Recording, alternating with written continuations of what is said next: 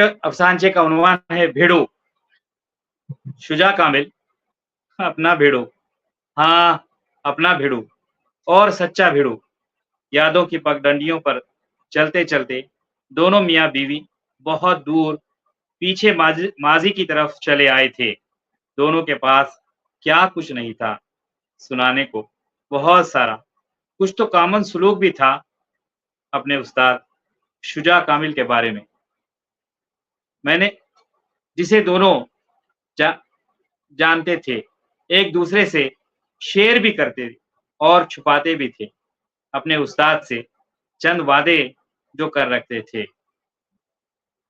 Pencil, copy और ये भी कि बदन में जो खून गर्दिश कर रहा है, ये भी भीड़ों की खिलाई ग़िज़ा का है। वो उस्ताद कम, दोस्त ज़्यादा थे और इन्हें हमारा भिड़ू कहना बहुत पसंद था। हम सबका घर की तंग दीवारों और बाप की जिम्मेदारियों के साथ साथ मजबूरियों के बीच तरक्की की राह पाना आसान न था।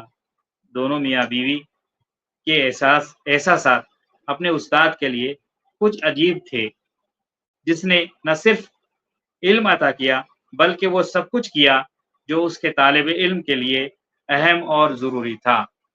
आज वो सुबुकदोश हो रहे हैं। उन्होंने विदाया तकरीब में आने से मना किया है और व्हाट्सएप पर मैसेज भी कि डॉक्टरों की जिम्मेदारी लोगों के एहसानों को गिनवाना नहीं बल्कि अपने मरीजों की खिदमत करना है।